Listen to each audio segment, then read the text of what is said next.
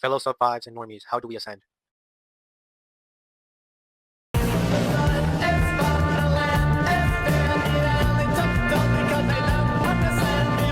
I know you guys have been probably getting those BP edits on TikTok and stuff, and seeing Clavicular, Cookie King, Dylan Latham, all those people talk about looks maxing and the black pill epidemic. And of course, me being impressionable, I got like hooked onto it. So it made me interested into how can I elevate my looks. So I went down this rabbit hole basically, like seeing what I could do to myself. And we're gonna talk about the things that I'm gonna do and the protocol that I'm gonna follow. This is just gonna be like soft maxing, so no hard surgeries, anything like that. And yeah, I'm gonna take you guys through my protocol, which will be health, um, hair, physique, and skin. Those are the four main things that we're gonna soft max. Unfortunately, the height we can't change, so I'll never be Chad. Unfortunately, I'm stuck at like 5'7". Okay, so what can I do about my appearance? Over the next month, I'm gonna be testing out soft maxing things and see if they really work. So if we look at myself, you can tell my eyebrows aren't as dark. I dyed them. I'm already doing some stuff, but now I'm gonna do it for a month. So a lot of the looks maxers, if you notice about them, they have really like sharp eyebrows and dark. Mine are dark at the beginning, but they really like trail off into like a gray, like at the halfway point. Like this is my whole eyebrow essentially, because if you cover this, this is really light. So what we're gonna be doing, I dyed them before, like this, they're even lighter before this, but I might dye them again a little like towards the end of the month. But I'm also gonna start doing minoxidil and derma rolling, see if we can get a little bit more hair around this area. And here, I'll show you guys what it looks like now. And then we can do an update at the end of the month, see if we got any growth there. Next, we're also going to be doing minoxidil and derma stamping on these edges. My hairline isn't really bad necessarily, but just preventative measures. Just test it out too. I want to see if it helps grow this back in. So we're also going to be seeing if we see any new hair development back in the edges of my hairline. But it's not as bad as other people's. And for hair health, it probably won't be the top tier by the end of the month due to this dye. Like when you dye your hair, just naturally stripping away. Like it basically killed my hair. So it probably won't be the best by the end of the month, but we can like get it better than what it is. I kind of nerfed myself by undarkening it, or lightening it, I guess. But yeah, so it would probably look better if it was like all black. But I don't think I'm gonna dye it again. I just wanna let it grow naturally and like cut off the blonde once it grows more and more. Doing rosemary oil as well. Um, and we're gonna do our leave-in conditioner, and probably like a hair treatment. But I'm gonna add the weekly schedule here. For our hair, we're also gonna be wearing a bonnet every night. This will help our hair like only be in contact with silky surfaces, so it's not harsh on our hair. So this is a list of the stuff I'm gonna be taking for my hair.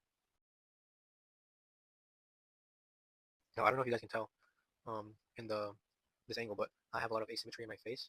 I'm gonna upload some pictures of what it looks like normally, like asymmetrically, and you guys can tell like my nose has this curve right here, and yeah, so this is really like sharp curve here, and it just makes my face like asymmetrical. And the reason I think that is because I sleep on my left side. So what we're gonna be doing to correct our asymmetry is when you've been sleeping on one side for multiple hours a night, basically, obviously like everything's gonna like slouch over to this side. So what we're gonna do to help correct that is either sleep on our back or sleep on our right side. Hopefully sleeping on the right side will like even it out. It clearly won't correct the asymmetry over the years, but we're gonna see how far we can hopefully correct it. So along with that, we're gonna be doing some stretches to our face. Like I saw with some things like you can strengthen this side of your face. So by doing some stretches and some workouts essentially to strengthen these, so it'll be aligned with this side. Also, we're also gonna be chewing on our right side more, so we can work these muscles in our face more than these, so we can get the balance. It's gonna be really hard to chew on one side for a month, but oh well. Anything to be had. What else? We're also gonna be doing chin tucks. It's basically when you go to the edge of the bed, you raise your head off the edge of the bed, and it'll essentially work this part out and get you a sharper jawline. We could do coloring, like supplementation for coloring for our face, but I kind of like the pale look. I think it looks better because I have dark haired and light eyes, so I feel like it makes my eyes pop more. So I probably won't be taking any supplementation for coloring of the skin, but supplements that we should be taking are creatine, protein protein powder, and collagen. Those are the three like known one that we're gonna be taking. The other stuff in the supplementation protocol, I'm not sure. Like you can probably get that all from food, but these three main ones will probably help the most. So with protein powder, even I usually try to go for over 100 grams a day. I'm like 140, but I'm leaning out to like 130ish. Everyone knows protein builds muscle, so we're also gonna get a little bit bigger. And then creatine, you hold more water and you gain more cognitive function if you take 10 grams a day. So I'm gonna be around 5 to 10 grams a day. I'm gonna be taking as well with collagen. It helps your joints and your bones if you take around 5 to 10 grams a day as well. Post recording, Andy, I forgot to mention electrolytes to protein powder, collagen, and creatine as the supplements that most people should take, or everyone should really take. Electrolytes will basically help you maintain your your hydration. And every coach in high school and stuff like that tells you to drink electrolytes so you're not dehydrated. And the one that I take is from Ecovision. There's no sugar in it like Gatorade and stuff like that. It has in theirs, so it's a lot healthier if you're trying to lose weight. And now for the more trickier supplements. These supplements you don't need to do, and I low-key didn't need to do a lot of them, but I just wanted to. It was dumb of me, okay? But I'm gonna do it because I heard it could help. So this first supplement, a lot of people are deficient in. It's like 60% of the population is, or 70, something crazy like that. It's magnesium. So I've been taking magnesium L-threonate and magnesium glycinate. So those are the two main ones. Magnesium threonate is supposedly better, but it's more expensive. So once I finish my threonate, I'm just gonna hop onto glycinate and finish off with that. But okay, so because I'm young, I don't need a lot of supplementation because I get a lot of the stuff from my food as well. So what I was talking about the magnesium, you see how this says 420 milligrams per serving, but it also says per 2 capsules. Now you don't need that much magnesium. This is my mom's. This is hers that she's been taking. There's 60 servings per container here, but the strength is 420 milligrams. You only really need per day. It's 400 for males 19 to 30, and 300 for females. So if you look at don't when you take supplements, don't just take the serving size because that's what I would do, to be honest. The serving size isn't for everyone. Like the serving is based off of your height. I mean your weight, your age. So because obviously this is a serving for like man who's like 6 foot something, 300 pounds can buy this, and so can like a 100-pound female. So obviously they're gonna have two different servings and two different strengths that they need because one is obviously bigger than the other. So my mom, she takes one of these, which would be 200 milligrams or 210 milligrams a day. You don't need to overdose yourself. That's what I accidentally did. So I was taking magnesium L-threonate and magnesium glycinate together. So I'd be taking, because on the recommended for the glycinate, it says 4 capsules per serving. But if you look at the servings per capsule, it would be 100 milligrams per serving. So that would mean I'd be already getting 400 milligrams of magnesium. But with the other magnesium L-threonate, it said 3 capsules per serving, which would be 150 milligrams per serving. So I'm already at 550 milligrams per serving, and I don't need that much. And also, I'm eating food that has magnesium in it, so I'm just overdoing the magnesium. So don't do that. You can, basically poison yourself. So for a lot of these supplements, I'm just gonna be taking the low dosage just to make sure I get some of it in my system. Moving on to the next supplement is omega 3. Omega 3 helps with your hair, your nails, your skin, all that. Well, I don't know if your skin, but your hair definitely because it's fish oil. So this is another thing that I don't really need to take because I eat a lot of fish in my diet. But on the days, the way I have it in my protocol is that I'm gonna take um, I'm gonna take 200 to 500 milligrams daily. And if I eat fish in that day, or I plan to eat fish in that day, I don't need to take any at all. So more supplements that we're gonna be taking is ashwagandha. It just basically helps you relax and sleep. But and I'll be taking 300 to 600 milligrams per day. So once again, like I said, I've been overdosing myself. This one here says 1300, basically almost 1400. Why am I taking 1400 milligrams? Why? Because it says the serving size is 3. I don't need that much. I realistically only need 1 capsule per day. It's a learning curve. Here, let's move on to our next one. Vitamin D. You can get vitamin D a lot from your foods. So I'm gonna be taking this on 2 days of the week. And look here, it says a lot of the things with the supplementation companies is they're either overdosing you or underdosing you. So this one, it has 125 mcg in one serving. You don't need that much, but the daily recommendation is 800 IU, and this one has 5,000 IU. Now this is tolerable to the human body. Like nothing will really happen to you if you take like 5,000 all the time. Really, like it's within the range, but you don't need to take this much. The recommendation for each day is 800 IU, so that would amount to 5,600 per week. So why would I be taking 5,000 in one serving? You know.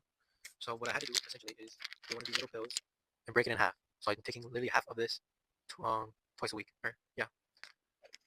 But with this, you also need to take it. Vitamin D3, you need to take it with vitamin K2. So a lot of supplements you'll see that it says vitamin D3 and plus K2 because they go along with each other. Like one helps. I think K2 helps vitamin D3 get to where it needs to be. So vitamin K2 helps absorb calcium into the bones essentially. Okay, so moving on to the next thing, we have copper. Copper also helps. On this one, it has zinc in it as well. So you didn't really need to get a zinc supplement because this one already comes in it. A lot of supplements will have other things in the ingredient list, so you don't need to overdose yourself with that as well. Because it can say like this in the cover, but if you look in the back, it also has zinc. So if you're also taking a zinc supplement, you're overdosing yourself. The reason you want to take copper is because it also helps with the calcium, but you gotta be wary of your dosages because, like I said again, this one here has 6 milligrams per serving. The recommended amount for me per day is 0.9 daily. So do not take this daily. This would be a week's worth in a serving. So what I had to do is I broke apart a tablet. So that would be 3 grams of copper. I'm taking that on Monday and Friday because, like I said, I'm taking the lower dosages of these supplements. Please, please, please, don't get scammed by these supplement companies. Like I've been telling you, a lot of them have been underdosing or overdosing, and some of them are just dosing. Why? Because you don't need it. It doesn't work. I was looking into things that will help you in your looks and your longevity, basically. And one of the things that I found was NAD plus. Now I ordered NAD plus, but upon doing more research on it, it does nothing when you take it orally. A lot of them need to be like directly injected into your bloodstream. The bioavailability when you take it orally, like it essentially dissolves before it even gets your stomach. So it does nothing, and it's really expensive. I think I bought like a 90 servings or something for like $30.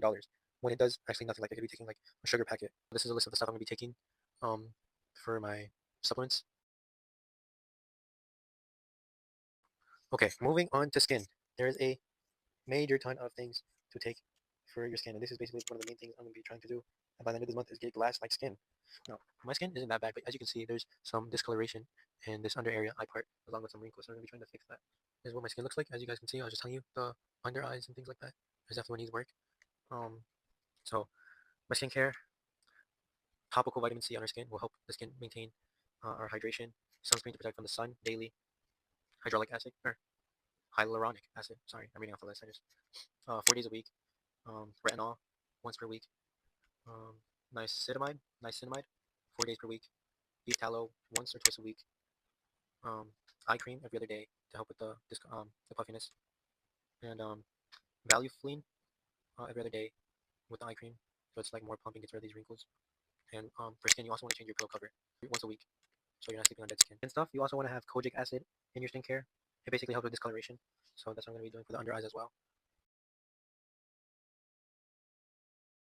Okay, for our physique, we need to do cardio every single day. This will help slim down our face and keep our heart healthy.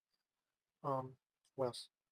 We're doing the gym. We're going to the gym 3 days a week, full body every other day. So Monday, Wednesday, Friday. This is what the physique looks like right now.